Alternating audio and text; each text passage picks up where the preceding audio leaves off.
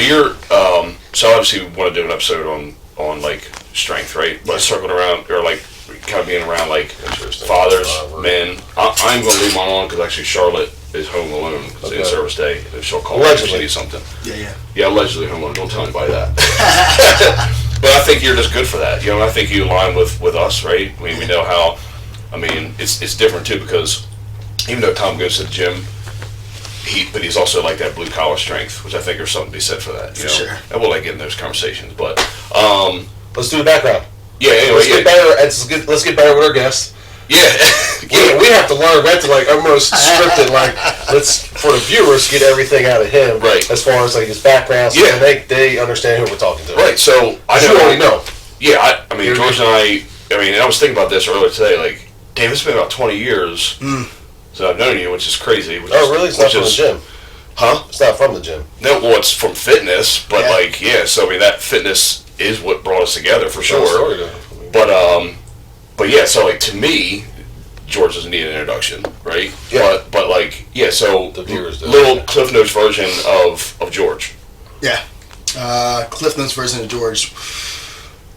Man, came to the States in 91, right? Father was Air Force, lived in the Philippines, volcano erupted, 24-hour emergency evac, right? That fast. Yeah. Oh, dude, it was wild. Unexpected, right? So that was in 91, brought us to Dover. Attended Caesarati High School, right? Caesarati for 4 years. And from there, transitioned right into the fitness industry, right? And that's essentially where we met, where Jared and I met. And then from that time, you know, he's, we got married, and my wife, beautiful wife, her name's Brooke, had a little guy, 10-year-old boy, his name is Bingham. Man, I was able to, you know, see Jerry and Pam wed, and from Charlotte to little Jerry just kind of come up. And I'm just kind of hanging out in the fitness space for, man, 20. So I started in 2001. So yeah, so over 20 years, right? Yeah. CrossFit Dover existed in 06. So we're 17 years going into 18 years. So, you know, essentially, like when you think of like George and like you said, the Cliff Notes, you know, I kind of come into the ideal of you know, like fitness, you know, because essentially that's how, you know, we kind of came in. But nonetheless, if I were to like expand on those Cliff Notes just a bit, I come from a very big family. You know, there's 6 of us, Tom. So I'm one of 6. Everyone went? Or is people still back in the Philippines? No, everyone went. Yeah. Okay. So I'm one of 6. My brothers scattered all over the country, all over the world, actually. One's in Italy, 2 are in California. Some are still local. And yeah, I mean, I'm a son. I'm a brother, right? You know. So when it comes to like the Cliff Notes versions of me, I don't know if there's anything else I can really expand on that, man. My love of fitness is evident. Sure. But as of recent, it's just my love of helping and serving people, right? Yeah. It has been, you know, something that's really brought forth onto the surface. So. Yeah. And you're so everyone knows you own Dover, CrossFit Dover. Any more than that? Nope. CrossFit Dover established in 06, and then from there in 08 we established CrossFit First State, and then after a year of trying to hold on to that thing, we've ended up selling to a buddy of mine named Judd Dean. He operated CrossFit First State for a while. He then moved on to doing other things, and then shortly after that, I don't want to say shortly after that, but several years after that, we operated CrossFit 1806, which Jerry was a big part of. Yeah. We served the Smyrna community for 5 strong years. And then we just had to kind of regain focus because everybody was spread thin, right? I have my general manager, Michael, who was pretty much overseeing 1806, and she would also, you know, contribute quite a bit into Dover, and, you know, she was being spread thin, you know, and I felt the weight of that. She obviously felt the weight of that. And it was a pivotal time for her because, she has a young daughter, Megan, who essentially was, just left for college. So there was priorities that had to be reestablished. From there, 1806, we closed 1806, and now my focus is solely on CrossFit Dover. Okay. Yeah. And even though you're in the CrossFit space, what affiliate number were you? 50 something? 87th. 87. So 87th CrossFit affiliate in the world, and now there's hundreds of thousands. Oh yeah, deep into the hundreds of thousands, right? 150-ish thousand different CrossFit businesses, right? That are affiliated with the CrossFit brand. 87th in the world, yeah. So because when you said 06, I was like, shit was 06? Yeah. Because I don't think I started hearing about until after I was done lifeguarding. Yeah. And I think CrossFit was then getting broadcast very huge then. Yeah. That was probably 2012 and 15 when I really started finding out about CrossFit. Yeah. And people around me, because no one around me ever went to one. For sure. No, I get that. Yeah, it definitely was one of those. We're all in sports. Yeah, it's definitely one of those things that, it was really kept under the radar for a while, right? You would log on to CrossFit.com and you would see the workout of the day, and then there's a forum where if the workout of the day was Fran, 21 thrusters, 21 pull-ups, 15 thrusters, 15 pull-ups, 9 thrusters, 9 pull-ups. You would attack the workout of the day. You would submit your score into the forum, and then from there, people all around the world would be able to engage. And it's very much it was almost like a little bit of this underground community of competition, healthy competition. Yeah. Good banter, right? Yeah, I remember those days. Yeah.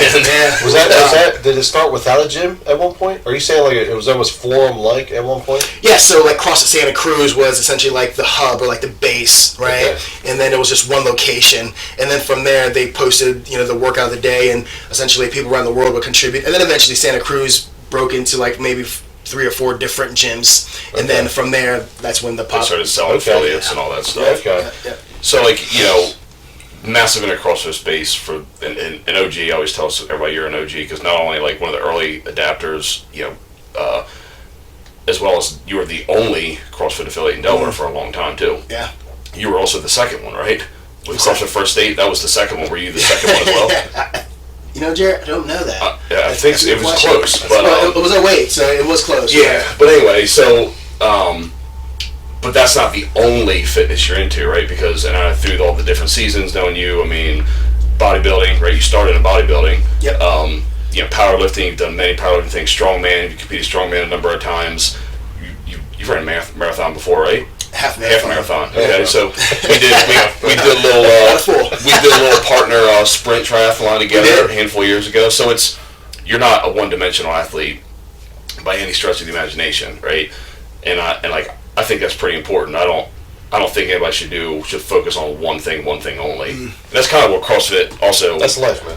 Yeah, it is life. And that's kind of what CrossFit encourages too. Is you're not a master of one thing, for sure, right? So it kind of encourages you to go try other sports, and with that I think goes along with which helps you with the other sport you really like. Yeah. Yeah. So you gotta be cross training there. Yeah. But I think the more important thing here is, or with any kind of fitness stuff, is just do something, right? Move your body. I know I'm not one of those guys that's CrossFit is the way. That's the only way you're going to get in shape. That's the only way you could do functional movement. I don't believe that's true.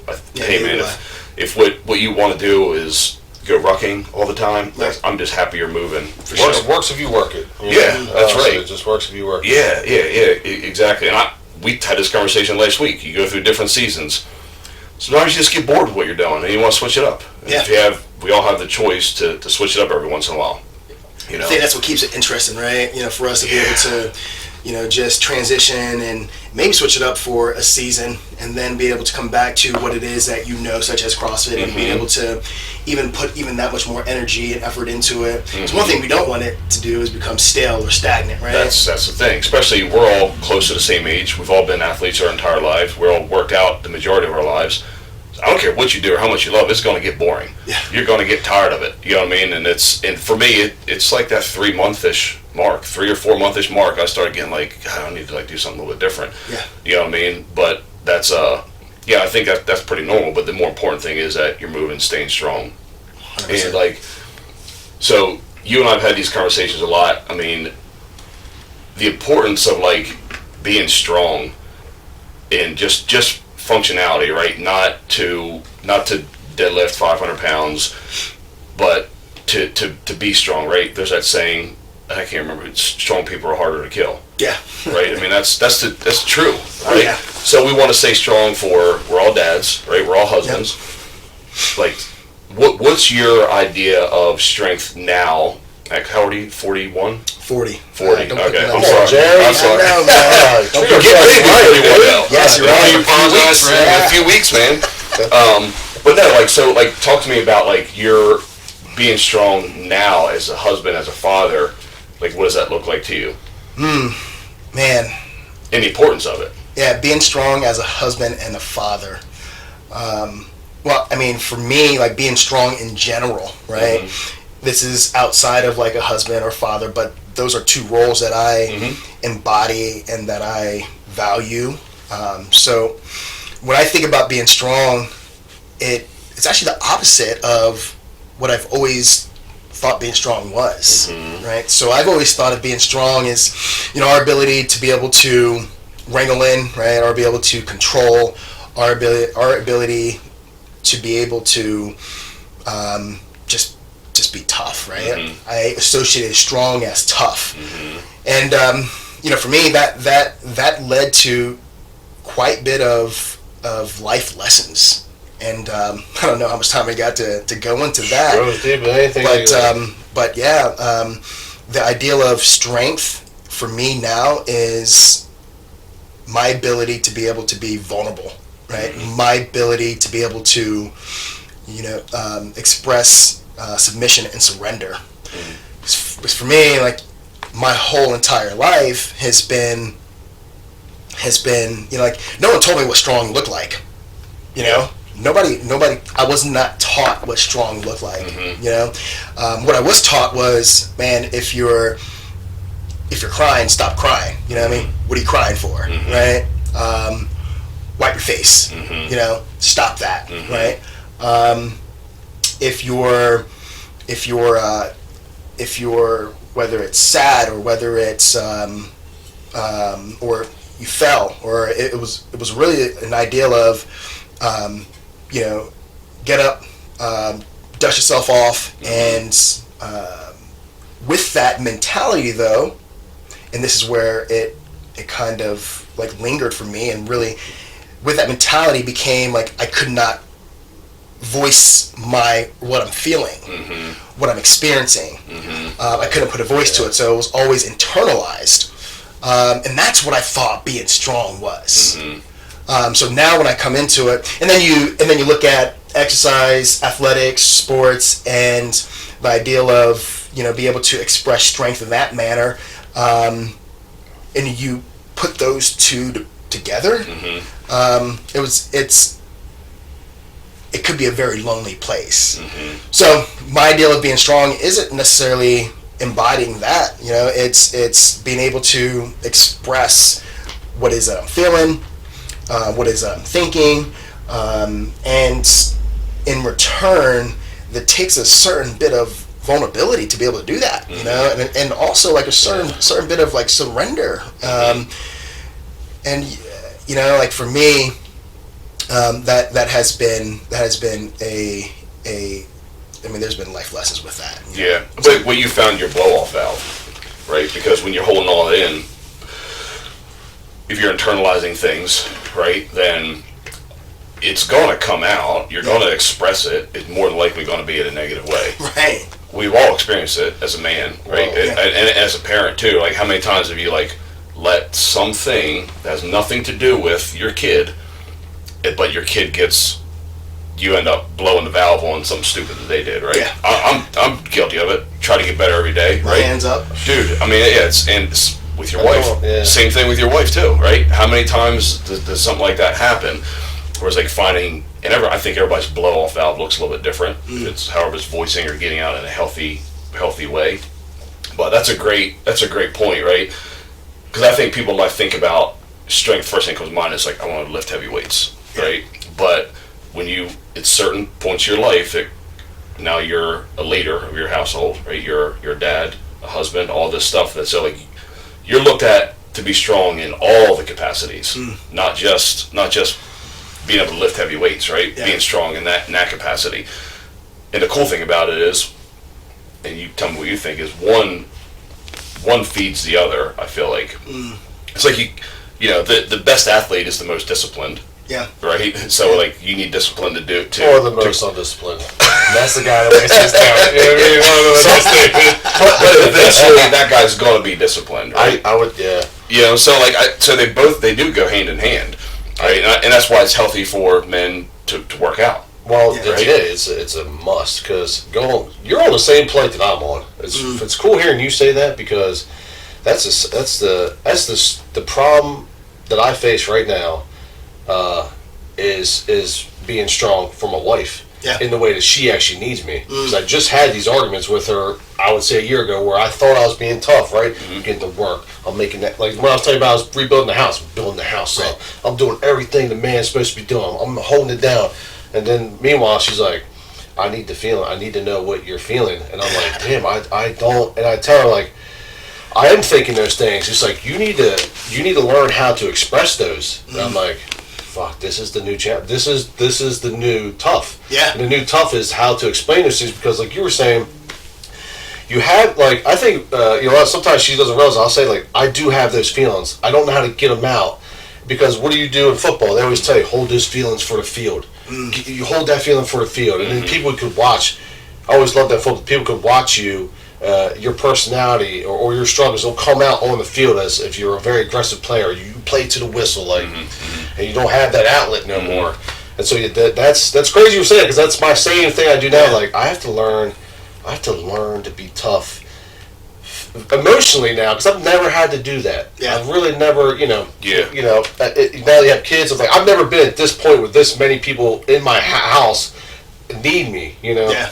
That alone right there is a challenge that every man gets to when they have a family. It's like when you just said you're not the only person now. You're not. How do I not be selfish? It's something you learn because I've been I've had a good selfish life. Like I've been in sports, I've been able to run through people. Then they had to take that way, so I had to learn how to control that. Where then I just surrender. Yeah. So I drop my ego. I do not move with ego. I just go whatever. What am I going to do? I can't. If I saw you on the field, I'd run right through you, but I can't do that no more. Yeah. I can't hit you. Like I can't do nothing. So I just surrender and I just move on with my day. And that's surrender. Even in the house, it's like, all right, let me step back. Let me look at this because this is all new for me to like actually take the moment to express my feelings. Because I understand that my wife is a different creature than I am. I'm just thinking be tough. You know what I mean? Yeah. Oh, you only know how to be a man. I only know how to be a man. So she's teaching me what a woman needs because I've never really had to have. I've had girlfriends and such, but I've never been this far with one where we have 2 kids. She's like, I need some fucking help here. I'm like, okay. So that is the tough. Yeah. That is the tough one, man. You mentioned something that is worth diving into just a little further because. Like Tom, Jerry, and the idea of like surrender, like I say that, and that looks different for everybody, and that's different upon situation to situation too, right? So like Tom mentioned the idea of being able to surrender to his wife and like what she's feeling, and be able to give her what she needs, whether it's what she needs to hear, some reinforcement, and that in itself, you said I need to take a step back. That is surrender, Like, I think we look at that word and we hear it and we think, man, you're being soft, right? Like a negative thing. Yeah, you're being soft, or whatever you want to put to it. And I mentioned this earlier, and this is also worth coming back to, Jerry, and like the idea of like when we talk about strength, we talk about athletics and strength and being in the gym, and most people won't start a gym routine or a strength routine because the idea of where they're currently at, their lack of strength now, right? So they won't surrender to that ego. They won't surrender to that vulnerability because this is where they're at. Yeah. And to experience strength, to experience forward progress in that manner, you got to step into something that's not going to feel good, right? And so there's vulnerability there, right? Yeah. So when we talk about the ideal of strength, being strong, and what I mean, there has to be some vulnerability there.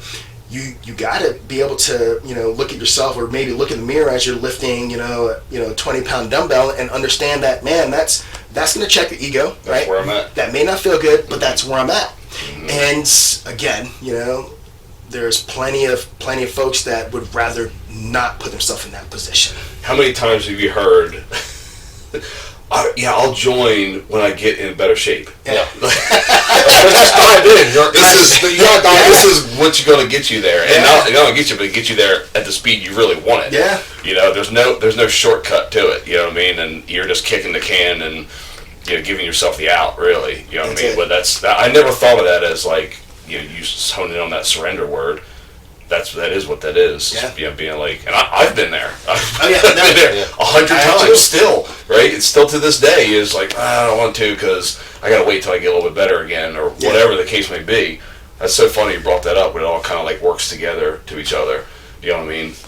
But we were all athletes. You played organized sports. You played basketball. Anything else? Basketball, soccer. Yep. All right. So like, do you think that you played all through high school? I played majority of high school. I stopped, and that's a story. Man, let me tell you this really quick. Let's do it. I was a sophomore, and I was a starting point guard. Mm-hmm. I enjoyed basketball through elementary, middle school, got into high school, had good success my freshman year, my sophomore year, playing on varsity level. Most people would have thought that was success as well, right? Mm-hmm. And the ideal of but that season itself, I was playing the best player in the state. Mm-hmm. And we talk about leaders, we talk about being strong, and playing with the best player in the state. He was the Gatorade Player of the Year. I forget what year, but the year that I was there. And man, playing basketball changed for me that season, that year. And when we talk about, being leaders and being strong leaders, I didn't have that. It was actually the opposite. Right? So, so when you are playing with the best player in the state, and when you play with this fear of screwing up, or when you do screw up and you get reprimanded, man, that took me out. That's a culture problem. Yeah. You know what I mean? That took me out. So you talk about basketball, you talk about playing all throughout high school. No, I played my freshman, sophomore year, and and that's, people talk about living with regrets, not living with regrets, and I will say that was a regret that I have. Yeah. Is I allowed that experience, that season, and the last couple of years that I had. Your best years. Yeah. Really. Well, at least you got the lesson out of it, though. Man. Some people walk away from sports.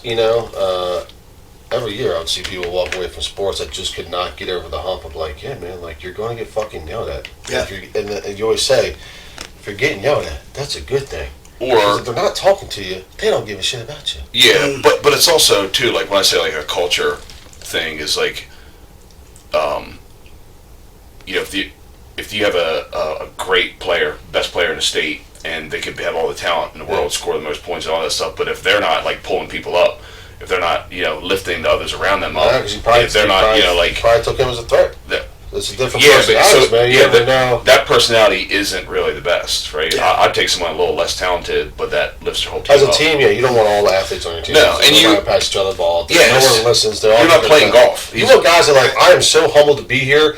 I'm like an 80% on talent, but like I'll give you 120 of effort. That's right. I need you to sell into the system. I'd take that all day, Yeah. But like being an athlete, I played football for 10 years. That's the only sport I played. Tom played probably that longer in college. Yeah. Yeah, I played from third grade all the way through college, post college. Yeah. And then the fucking rugby years, that washed off whatever I had left. Yeah, but like once we all age out of like organized sports. I had a big problem with it. I had a big problem. Yeah, that's the thing, and it doesn't go away. That feeling of like, where's my outlet? Where's my blow-off? That was a real thing. I found myself getting angry, man. I started thinking, and that was probably when you talk about the fights and being strong, there's you could put stepping stones of becoming a man and the different challenges that hopefully you conquered in those points of your life because your life was just different. I didn't have kids or a wife back then, but what I had plenty of aggression still left. I felt youthful. Like when I graduated college, like I could still fucking run through a wall, right? Rock. Like I've still got all this stuff inside of me. I don't have a way to get it out. Yeah. You know, I tried to go on the fire team. Semi-pro, yeah. But the guy, the quarterback, couldn't even fucking throw the ball. Like, hey, listen. I'm like, bro, this ain't for me. That was CrossFit for me. Is when I found like real CrossFit and a competitive side of it. It's like, oh yes, now there's something else I could do. Yeah. It keeps the athlete alive. You know. And I held on to that, and even like now I don't have it as much because I focus more on my kids. So I don't have I love competition. No, I'll never not love competition, but there's competition everywhere, business, wherever, right? Your own self, yeah. So like, but having that outlet. In the sauna. In the sauna. No. You gotta find your moments, dude. Yeah. I made sure I was like, George is coming, so I either make the gym at 5 a.m. or I Nice. don't. I have my own battles getting there, and but I was like, George is coming. I gotta go into this fucking thing feeling good. Like, I'm love it. fucking gym. I'm taking the fucking gym. You know what I mean? I love it. So I get to gym. And the way I live now, absolutely totally different. And why I live now, absolutely different. Before it was for sports, I was getting big. I could literally lift in the mirror, like, I'm just fucking getting big. I'm growing in the mirror. Like, you get to college, and the older guys are like, yeah, man, you're doing good.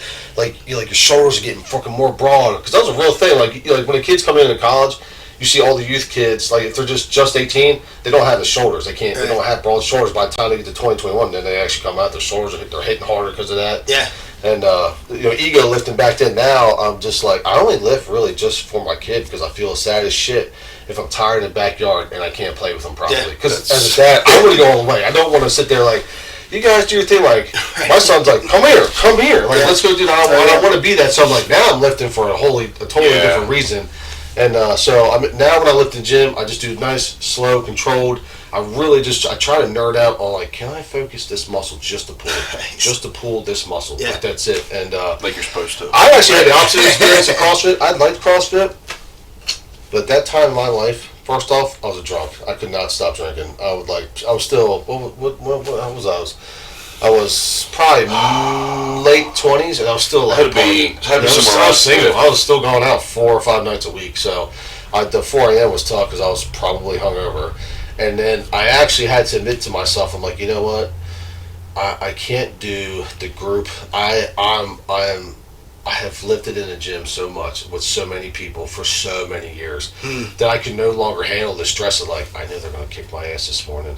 I already know the fucking routines up there.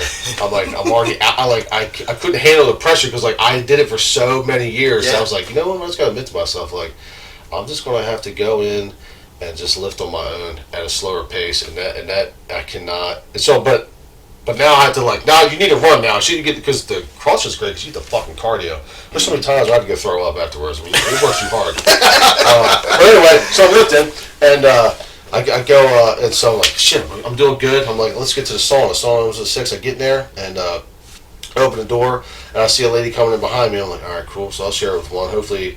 She was on her phone. I hate when people come in there. I was like, come on, man. I'm like, this is my Zen moment. You know what I mean? And I'll talk to people too. I'm hoping they would actually just talk. I like to at least chat with people in there. Yeah. There's all kind of humans in there. So, but it got a little quiet there at the end, right? So I have the sand. I have the time. There's 15 minutes with the sand dropping, right? Okay. Right? You feel it. I said in my head, I'm like, I gotta win something. I need to win. She ain't gonna outsit me. I'm sweating like a pig. I'm like, no, she's doing all right. I'm like, she ain't gonna outsit me. And so the sand stops, right? And it's like, dead quiet. I'm like, yeah, okay. She's in it too. She's secretly in this motherfucker too. So I'm sitting there, and it's, dude, and I've already done the 15. And I'll tell you what, after the 15 minutes of that one, it's like, it gets hot very quick. Like, my vision gets blurry, and it's like, it gets your heart rate going. Yeah. Oh, yeah. What do they say? Sauna's anaerobic, right? It gets your heart rate going. No, so I'm sitting there like, I ain't gonna lose, though. I ain't gonna lose. And so she does the first thing. I'm like, oh yeah, she's tired, right? I mean, so I start trying to fake relief her. Like, have you ever been in sports where you were hoping to God that the person in front of you is going to stop, and then the whole madness can stop. And you get. They used to do this all the time in lifeguarding and fucking trick us all the time. Like, last one, man. You give it all, like, then you get that sigh of relief. All right, pick your shit up, let's go. Like, fuck no! And so I'm trying to give her fake signs of relief. I'm like, trying to move the feet to see if she kind of moves a little bit. She wasn't buying. So did you outlast her or not? I outlasted her. Okay. And I had to go another, I said within another 5 minutes where I was like, and I was just telling myself, like, Annie, don't fucking, the moment you move, she'll move. Like, just stay in it. It'll end. Yeah. And I know she probably knew. It's so quiet. That's so funny you say that, like the little internal. Dude, I'm living this morning. I mean, you're big for that. I remember you talking a long time ago about like running and thinking about like when you pass somebody, you're taking their energy from them. Gosh, that was great. And that was your focus. Like the person in front of you is like, I'm gonna pass them on. I'm imagining just sucking their energy from them. Yeah. And like, do you still do that with things like what's your competitions now?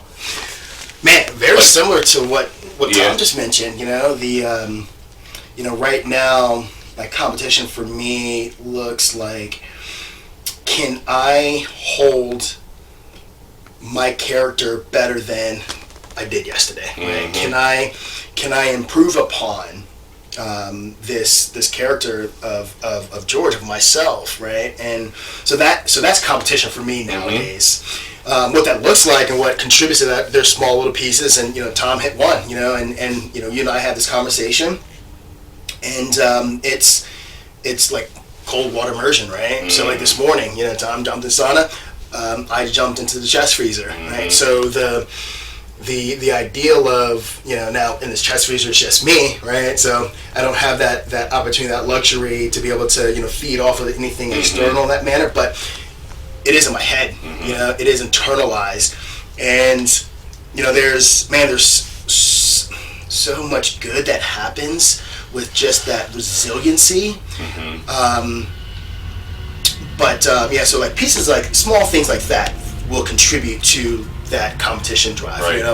And a lot of mine is really internal, But you mentioned the ideal of being in a CrossFit competition or a workout, and that was my mentality. It was like, man, I'm gonna steal your energy. I'm gonna take your breath. It was actually more of, as I pass, I'm like, man, I'm taking the breath. And for me, it was a pleasure to see that deflation from them. It was the moment that I saw, like you saw in the sauna, right? You see her kind of moving. For me, it was like the shoulders drop or the body language drops. I'm I'm going. I'm about to lay it on.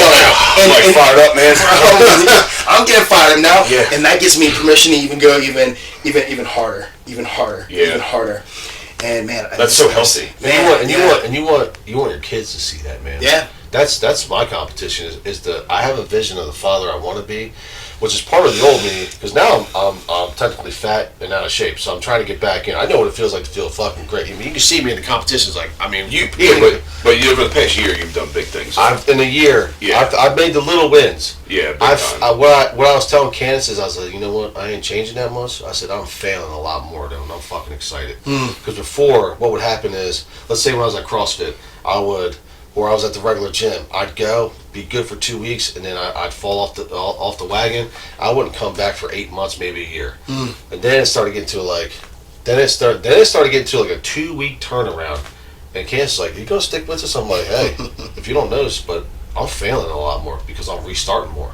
I said, this shit's gonna happen. Like, and I'm just taking these little wins, and I just slowly deleting little excuses and shit, like little minute excuses. Like, I make sure my shit's ready to go, because my brain in the morning will fucking is the devil. It'll try to trick me not to go. Yeah. They're like, dude, you don't even know where your shit's at. You gonna walk by the baby and wake her up?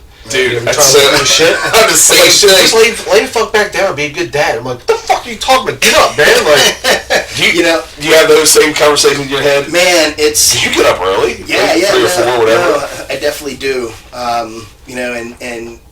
And Tom mentioned something that, you mentioned something. You said you want your kids to see it. I want him to see, like I saw my dad, big and strong guy, and I want him to know, like, this is what we do. This is our pedigree of men. Right. You know what I mean? Like, we're fucking strong for ourselves, the family, and our kids. It's not just to put muscle on to beat people up. Like, this is for the family. Right. It's my shield of honor here. No, yeah, no, 100%. But something that I've come to know and understand is that the battles, right? You think of a battle, like you think of like being strong. Like the battles that you refuse to fight, your children have to fight. Yeah. Right? So like your inability to be able to confront laziness, your children have to fight, right? That's so true, man. Your they see it, right?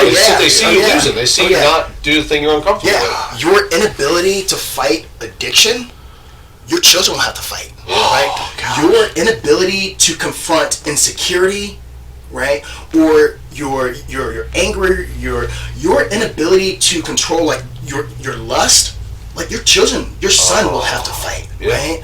So like we talk about like being strong, and when I come back to the surrender, when I come back to vulnerability, it's tough to like go into those places, right? Nobody wants to confront that. No. You're gonna be an athlete. You got to. No. You got to fight that shit. So again, like we talk about like our children, and I go back to it. The battles that you refuse to fight. I fucking like that. Man, your children Get said in here. You know what I mean? Just write these motherfuckers down over here, dude. That's what needs to happen. That is so true, man. My dad showed me a lot. He showed me, like I try to do in Macon, like to voice the emotions, to let him know that, man, I'm fucking scared. I don't. This is uncomfortable, but as long as he's the biggest thing is he sees me step over the line, and go, but I'm gonna fucking do it. Yeah. You know what I mean? So that way he looks back like, my dad conquered that shit. Like I understand like how hard that was. I don't want him to see like my dad won everything. He just was good at it. No, I fucking struggled, man. But I kept going. I kept pushing for y'all. Like, so that's the strength. That strength is the ability to want to fail. Being aware that your kids watch and see. Being aware that your kids watch and see the things that you do is like you have to have that in your mind all the time. Yeah. Yeah. I think I said this to Roger the other day. Solf is he's like one of the guys that can't rest, can't relax, right? And like his wife will kind of get on him like, will you just relax, sit down? And he says to me, he's like, I can't do that because I feel like my kids are seeing me do that, seeing me be lazy, and I don't want them to see that. Yeah. He's like, there's stuff that has to get done. I got 2 days to do it. I'm going to do it. He's like, so, but what's in his mind all the time is, what are the kids watching me do? Yeah. And that's what gets him going. Yeah. Right? And having that like always in the back of your mind, which is, it can be fucking hard to think about that. You know what I mean? Look at your dad. That you guys rolled the fuck up like, yo, 24 hours, we're out of here. Yeah. What was that like? Yeah, dude, that was crazy. How old were you? I was in the 3rd grade. Oh, old enough to understand. Yeah. Oh yeah. So I was 7, 8, and man, I remember. So like my dad was in the military, so in this transition, he actually had to stay back. So it was my mom in this case who took 6 kids, and from that point, traveling.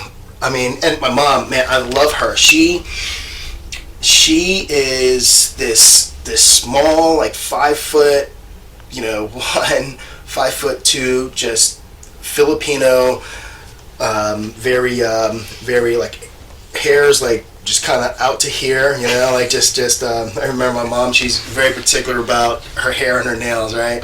And so my mom, love her to death, right? She has this responsibility of taking all 6 of us, through these transitions. And when I say that we had this emergency evac, nothing was planned, right? So we were sleeping in strangers' homes. We traveled helicopter, we traveled ship, we traveled plane, like the whole 9. It was wild. And my mom, she's, the Philippines is a 3rd world country, right? My mom has, nothing. She doesn't have a high school education. Right. So, but damn it, man, she was doing her best, and she took us, and she made this transition into the States without my father. My father being, still on the Air Force Base, Clark Air Force Base, having to stay back. How long was that stay? How long did you stay back? Man, it was. I would say it was more than a 4 to 5 month period. What kind of fucking conversation can you sell to your wife that's like, imagine telling your wife like, yo, you gotta go for 4 or 5 months, I gotta stay here. Like, yeah. There's, oh my gosh. So the way he must have felt. Yeah. You guys did. Oh yeah, 100%. And my father, is very like hands-on, right? So he wants to be there. He wants to display his strength, right? So that was certainly tough. And coming to the States, my mom didn't know how to drive, so she came in and learned how to drive, because she's the only one here, right? Yeah. She's like, what's gonna happen? Learn how to drive the YMCA, and got her license, and then from there, father came back in, and she then in return went to they call it like a card handling school, right? So she learned how to conduct card games, right? At the casinos. Oh yeah, man. So she came in. Where's the money at? Let me get in this thing. Yeah. She was on it, but she doesn't do it. She doesn't know. She graduated. She retired. Oh, okay. But she did that for 20 years. But coming into the States, not even high school education, not knowing how to drive, no job, 6 kids. So my mom was strong. My mom was strong, man, and still to this day she's strong. And nobody would choose that, right? Nobody would choose to take that route. You know what I mean? But you figure it out. You have to. You know what I mean? I'm sure she could have gave up and took other easier routes. Yeah. Right. Or maybe she could have. Maybe it was just that's it, do or die. You know what I mean? So, but I'll tell you what, you find out what you're made of in those situations. Oh yeah. You know what I mean? And you go through life praying that you minimize those sorts of scenarios. Like nobody wants to go through that. Like I'm gonna hedge my bets to try to make sure that doesn't happen. But you're in a country like Philippines, there's fucking volcanoes. Yeah. Could happen. Right. We can get slammed by some hurricane next week. Yeah. Or something, right? We're pretty fortunate here. We are. We don't have to worry about a lot of those natural disasters. We are. You know what I mean?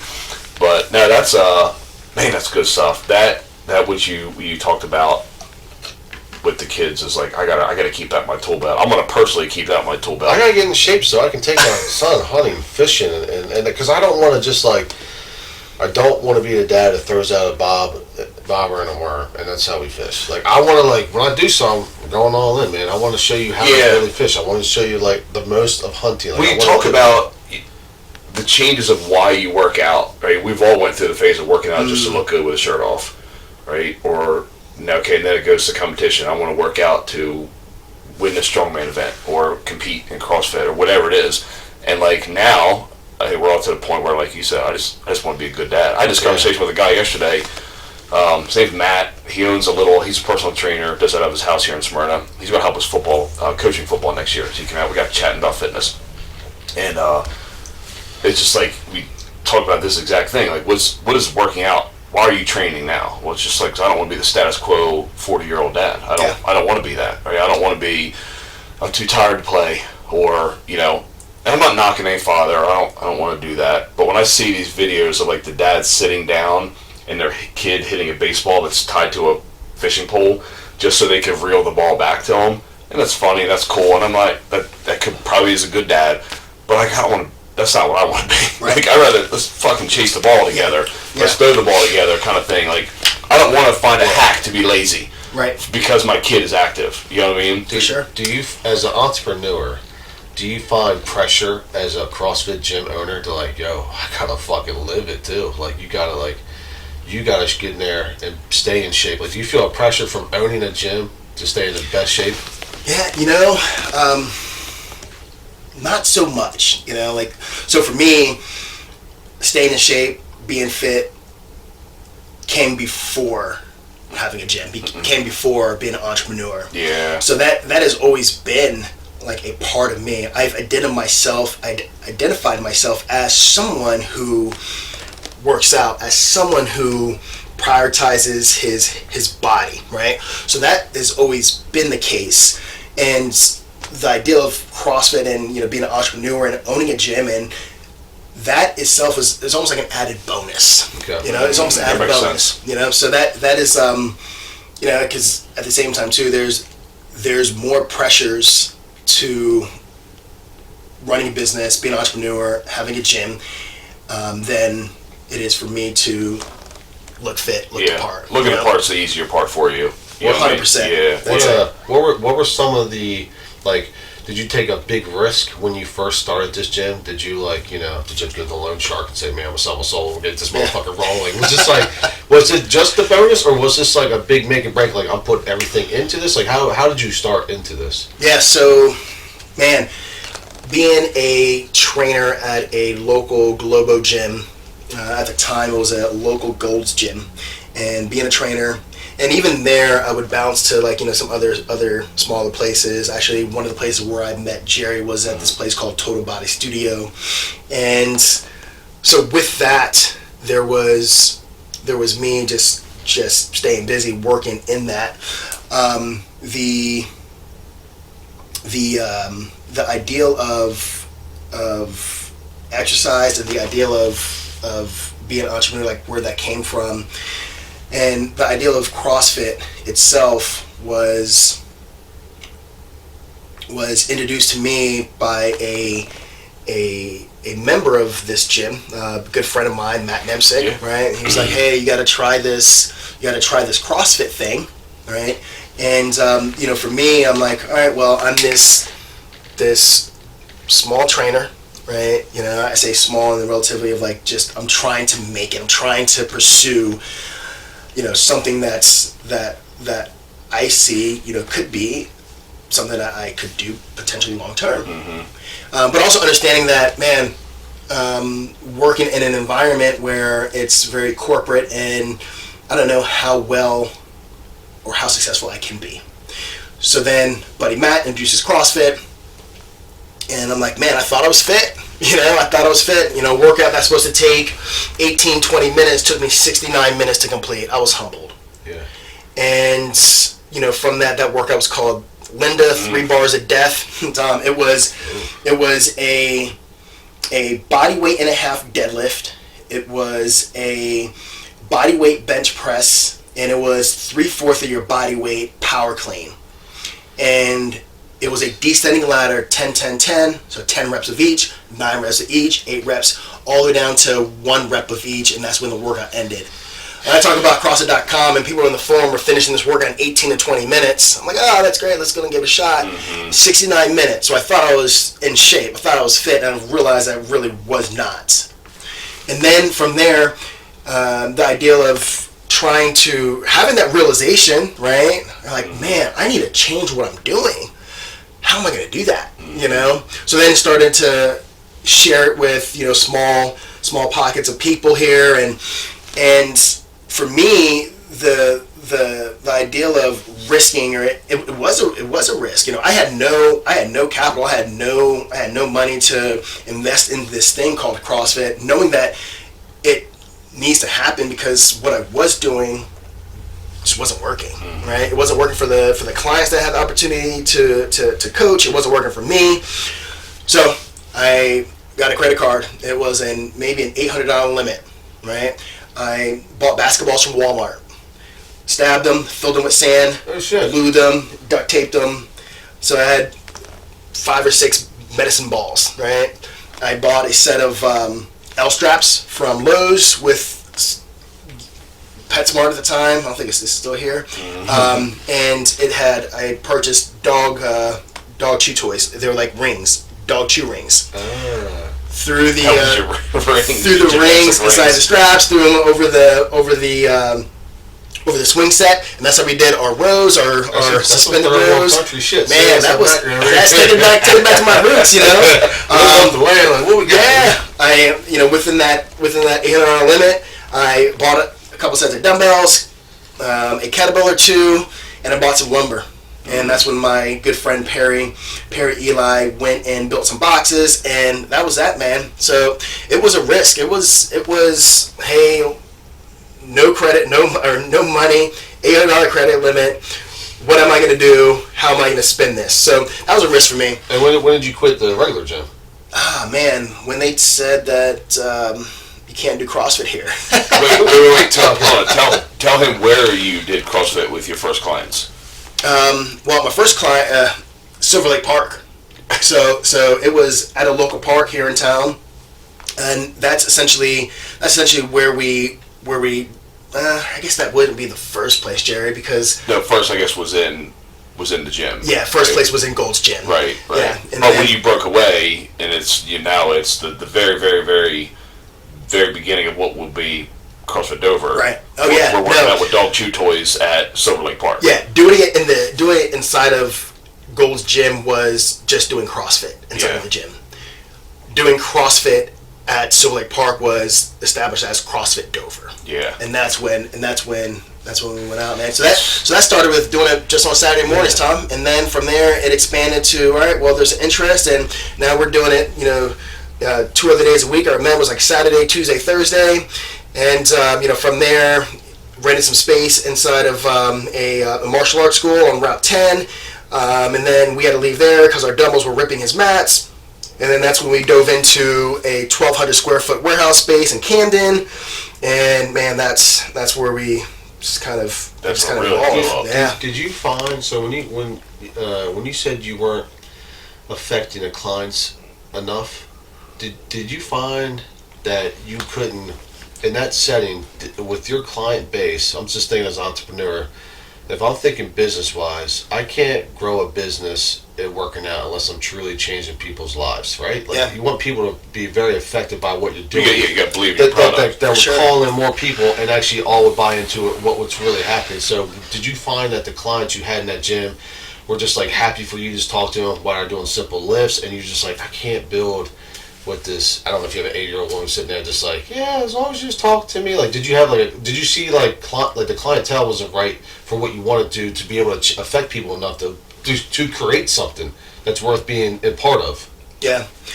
So for me, there was definitely a little bit of that, right? So understanding that the way that I was training was in a very isolated, like very unpractical manner of using your body, right? It was just very like methodical. It was maybe single joint movements as opposed to like multi-joint movements. It wasn't as functional, wasn't as practical. And when I think about being able to be impactful, I think about being able to support somebody and the ability to be able to play with their children, right? The ability to be able to go hike a mountain, their ability to be able to run a 5K, half marathon, to be able to engage in like these activities that require you to be able to be functionally strong. And I realized I wasn't doing that. And what really even drove the nail even further is I looked like I was fit. I looked the part. I was like 220, and body fat was super low, maybe 7 or 8%. And people asking me to help move. They're like, hey, George, you look fit, you look strong, can you help me move? Man, they were pawing me out. I mean, it was like all my friends. Especially if you're in a truck, you definitely get asked. Right, And back then I didn't have a truck, so imagine if I did, man. It was, but then it was like, for me, I couldn't do it. Like, for me to move a mattress, something simple as a mattress from like top of the stairs to the bottom of the stairs, it would wipe me out. And that's when I had a realization, like, I'm not as fit as I all show, no go. Right, yeah. I'm not as fit as I thought I really was, and I thought I am. And, from there, like, I would dread, and you asked me to help move, I'm telling you I got something to do. You know what I'm saying? Because I didn't want to put myself in that position to look inefficient, to look like I couldn't contribute, and that's what that's what I'm like, man, I need to change that. So, and if that's how I felt, I can imagine how my clients felt, you know? Well, it's everyday people, right? Because there's a very, very small percentage of athletes or folks that are going to the gym that are doing it for a specific reason to sculpt their bodies to step on a stage, which that's a great sport, right? Not knocking that, but that's not the majority of people in the gym. They're not after that. They do just want to walk up the stairs without getting out of breath. And maybe put something up on the top shelf. Right? Carry a case of water in their house from those sorts of things. Drywall, some steps, baby. That's it. That's it. So like you find, and I do believe that like CrossFit, especially in its origination, is true functional fitness. Carries today in the gym, farmers carries, right? There's not many things more functional than that. You're going to carry gallons of milk. You're going to carry cases of water. Hand strength, man. Yeah, like you're going to grip strength, right? And you don't realize it, and people are like, I'm not got something to do with something like that. It's stupid, or burpees are dumb. What's the point of burpees? Well, like, you're going to fucking fall sometime. You got to be able to get up. I mean, that's what a burpee is, ain't it? So, I mean, squat. Why do I need to squat all the time? Well, you sit on a fucking toilet every day. Yeah. I have a project manager. Her name's Rihanna, and she's a beast. Yes, when she first started, she was struggling with her hands. She's strong, and she was struggling with her hand strength. And like, we're carrying 2 sheets of drywall. We're carrying a lot of material, and they're awkward to carry. And me, it's just doing certain lifts. It's just, you know what I mean, it's no biggie. That's a blue collar strength. It's a blue collar strength, and sure, I told her, I said, look, your hand strength will get a lot more, and you'll be able to grip these small material, and you'll be able to lift a lot more. This is a totally different lift. She's like, I can lift a lot of these weights. I was like, well, when you grab 8 studs and carry them in an awkward way, or we pick up this drywall that's very awkward, so your hand strength is going to get amazing, and it's going to be a lot easier. And sure enough, when she goes to Smyrna Hardware, she'll go grab all the plywood, the sheets of drywall, and the other guys they'll just be amazed by it, and she'll be like, oh, you just want to grab 1 sheet by yourself, and then she'll pick up 2. You know what I mean? I'm like, see, that's what I'm talking about. And she was like, fit. You look at her, she's but she was fit. She's a but fit she gal, had like that construction fit. I'm like, this is a real construction fit here. Like, it's functional. Practical, stuff. functional, practical, adaptable, right? Yeah. And Jared, like you mentioned the farmer's carry, right? I mean, that's a very functional movement, right? You're holding weight, and I'm going to tie that into what fitness is like for me now versus where it was. Whereas we're very much performance driven, and how much more can I do, and how fast can I go, to where fitness is now. Did I tell you about my farmer's walk workout? Yes. I'm glad you brought that up. Yeah. So Tom, and there's man, fitness for me has evolved, and we talk about like submission and surrender, and being vulnerable, and this workout that I was doing consisted of a 1 mile farmer's carry with 25% of your body weight in your right hand, 25% of your body weight in your left hand. So I had 2 bells. They were like 44 pounds, right? And so I'm carrying 88 pounds for a mile. But before this workout starts, this is it, right? Before the workout starts, there's a mindset pre-frame, and it's this. What are you holding on to in your life that is causing scarcity, that is limiting and restricting you from a life of abundance, right? And so that is my mindset pre-frame going into this workout. And a lot of my workouts, I come into that now with some sort of pre-frame. And what's great is what comes to surface during that time. And a mile gets that surface. Oh, man. That's why I like you said a mile. Like that will get the fucking real you out. Yeah. So I'm carrying these bells. And I find myself going into like CrossFit mode, right? I'm like, I'm looking at my watch, seeing how much time it has passed. Oh, I gotta hurry up. And then I'm counting my drops, how many times I have to put the bells down. So I'm getting this like performance driven mindset. And I gotta stop myself and be like, hey George, this is not what we're doing today, right? We're looking to bring awareness. And how can your exercise, how can this workout bring awareness to this pre-frame that you set?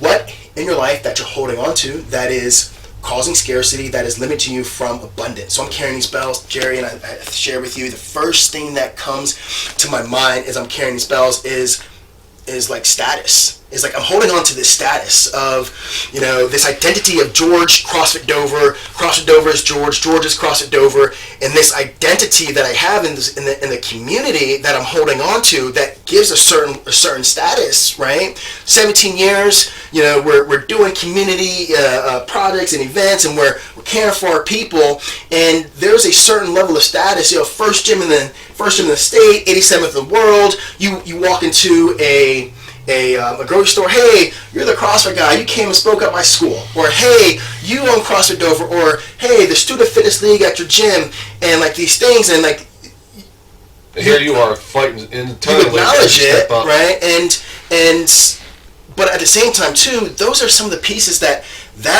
coming up, the ideal of status that's holding me back, that's causing scarcity. I realized in that workout that if that's all I'm holding on to, or if that's all I'm like honed into, then how am I even able to see what's what's out there for more, right? For me, right? How else can I be impactful outside of what I've done? And then I'm like, just like I'm blown. So I pick these bells up and I'm like carrying them again. And then two other things that pop in my mind during this workout that come to surface that essentially brought awareness. Second one was being labeled, right? The idea of, hey, me stepping out of this identity of fitness for so long and now pursuing, something that might look as, a little bit more of the self-developmental space or the or even like the mindset space, or right now I'm doing quite a bit of like story work with people's past story, present story, future story, and we can go into that a little later if we have the time. But the idea of like being labeled, right, that came to mind. Like, I don't want to be labeled as the guy that thinks he knows it all, right? So that's the first thing. I don't want to be labeled as that guy. There's plenty of people that want that.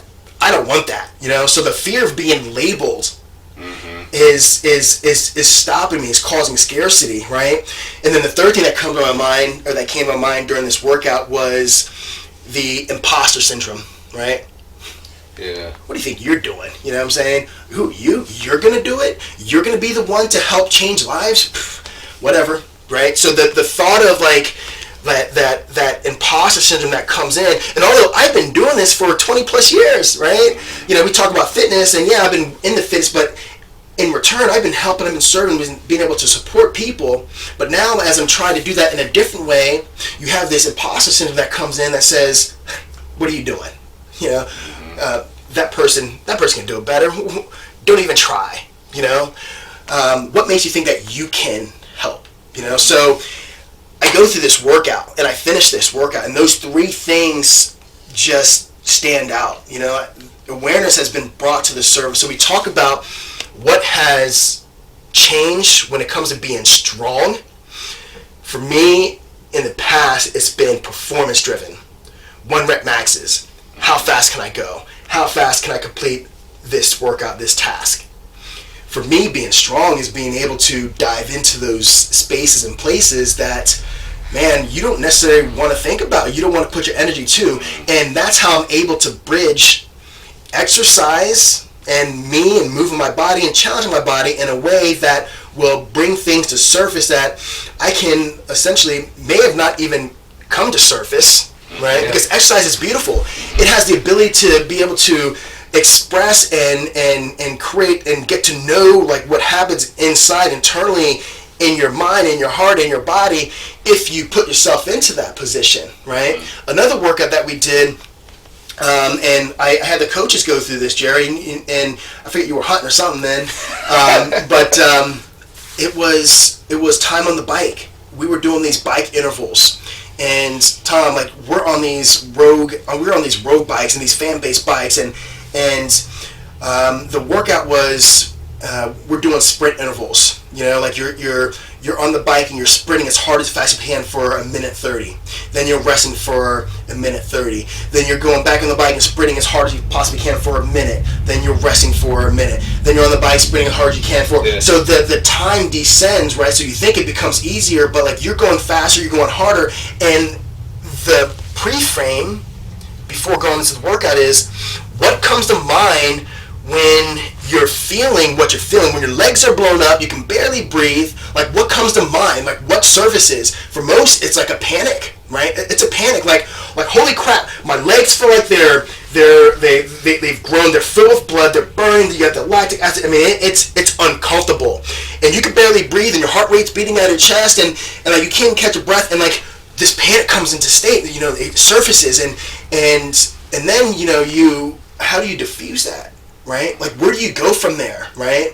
And what changes? Like, what changes? So for me, I remember going from like 1 minute to like 30 seconds, and knowing that I was experiencing what I was experiencing, and I was slowing down, and rightfully so, right? You're giving it all out intervals, and I'm slowing down, and the moment that I tell myself is like, man, I'm not going as fast as I was earlier. Like, I felt a sense of like maybe defeat, right? I felt like I wasn't wasn't doing right, you know. So in return, I had to again go back and be like, man, I am pushing as fast as I can go right now. And for me to be able to reframe that from like, man, I'm not going as fast. And then what happens is this, is like when you're in a competition or a race and like you see, you know, someone pulling ahead of you, or you know that you're slowing down, then there's that doubt, can I finish, right? So then that comes to surface. So for me, exercise, if I can bring into, you know, these things to surface through how I move my body, how I challenge my body, and if I can create discovery through that, man, there's so much more to gain from exercise than most people would think, right? Yeah. It's not so much the physical strength, man. There's so much more strength that can be tapped into. There's so much discovery that can be made. And for me, in that workout, acknowledgement is not agreement. I can acknowledge that I am slowing down. I can acknowledge that, but that doesn't necessarily. I don't have to agree to what's going on in my mind that I have to stop. You get what I'm saying? I have that same struggle. I you know what helped me keep going on the gym more and as failures to turn around is to allow myself to fail. The performance part, I said, dude, that's not you anymore. You're failing on the wrong thing. Yeah. I said, these excuses that you're giving, some of them are real. You know, and I'm not agreeing with them, but you need to, like I just told myself, you need to front that one. Yeah. You know, the ones like you're too tired, whatever, those aren't real ones, but ones like your inner fight, you know, like allowing myself the permission to fail that really changed. You know, dropping of the ego, the strength and the vulnerability. I love the idea of I'm going to spend a mile with the farmer's walk. Number one, it's not a movement that requires a lot of movement. Right. So it's like, pick that motherfucker up and get deep in your mind. And I would think that myself walking up like, all right, bitch, let's go. Like, that's like, it would no longer, in the past, I'd be the same as you, like, we got to go fast. You need to think about the laps. How long is it going to take? You need to be keeping this pace. Now, I'm like, let's just get in it, man. How deep do you want to go? I'm like, my brain would just say, like, let's get weird. Let's go in deep. I said, I'm acknowledging all of those inner bitch moments, right? I was like, bring it on. But the fact, if I just get it done, you know, if I just get in this motherfucker, we'll figure it out later. Like, I'll let all those crazy thoughts go. That also helps me with my mile. Oh my God, I'm not a runner, but I like to run. I've always been a sprinter. I've always been very fast, but the running a mile and more now. Used to be just quit up there once, just quit up there. Just, come on, man, you're not running. Just quit up there. Just quit up there. To now, it's like, now I've given myself the permission to fail because I know I'm trying so many times. So it's like, if I just give myself the permission to fail, I trick myself. I say, cool, you're okay to fail. I know secretly I'm not going to. But I am going to run into the best that I feel right there and there. It doesn't have to be the most blown out fucking mile. But if I can get myself in a state of mind where I work through some of that hard shit, I'm like, oh, we're in a good spot. Like, well, then you show up tomorrow too. Push it a little bit more. Yeah, or you know, I say push it a little more. Yeah, push it a little more because you were a bitch about the first third of that, but that other one, that's where I won. I won the last part, the half of it, wherever I won, and I know that going in. Like, I put that weight up, like I'm gonna win somewhere.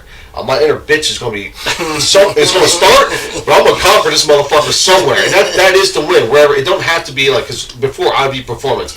From the moment you pick that weight up, whatever competition, it's like from start to finish, there cannot be a loss. And now, as a dad, as a father, like I just say, there's gonna be losses, man. Just get it fucking done. Well, that's where you talk about where you would go for 2 weeks and you would quit for 8 months. Yeah. That's because you would be so hard on yourself. That was the wrong demon to be trying to face. I said, it's the wrong demon, bro. Yeah, like, you're not that person anymore. Yeah, now but now you acknowledge it, but you just keep showing up, and which gives you the bigger win. Yeah, I made little changes, and that's what I told Candace. I said, I'm starting to fail a lot more. I said, I'm getting fucking excited. I'm failing a lot more. Mm-hmm. Like I failed 2 weeks ago, and I'm already restarting. It's not like 8 months later. Like, I'm fucking I'm changing the little bits. You know what I mean? Like, I'm conquering those little wins. I knew like it's a long game, so I was like, I'm gonna win. I'm gonna fucking turn this around at some point. I was getting excited about it. Yeah, what you just went through, just explained, is exactly why I wanted to have this conversation with you, because it's not really about moving weight. You know what I mean? Yeah. And like, as a mature athlete, I call it, we're old, has-been athletes, right? Then that's where you come to, but we've figured it out on this journey that you get so much more. And you said how the emotional piece and the physical piece is the bridge, right? Yeah. And I couldn't have said it better myself. And I said that's the word I was looking for earlier when I said something about one feeds the other. It is the bridge. It's the need. Yeah. It's the need. The mental is the need now. So, like, coming full circle to this, right? Because you do have to start wrapping it up, but we talked about, like, emotional strength, which I feel like is the number one. I feel like that's the base of the pyramid, because you can't force yourself to get uncomfortable physically or emotionally unless you have that strength, right? Yeah. And we're constantly feeding that muscle. You know, physical strength, you know, we need to be strong. If I got to carry my kids out of a burning building, I can do it, right? If I got to get out of an emergency situation, I can do it. You know what I mean? I do think that is insanely important, to just not be weak, not be a physically weak man. But more so, the discovery, that's another great word. Like, how long did it take you to do that mile? That farmer's carry mile? Yeah, so I did look at my clock at the end of it. It was like 26 minutes. Okay, so but 26 minutes. Look at what you discovered in 26 minutes. I want to get deep in my head. Yeah. 26 minutes is not long to have that sort of level of discovery. That's an hour or two in your head. No, you're right. You know what I mean? So what else in this world would have got you to that point, that level of discovery and awareness in 26 minutes?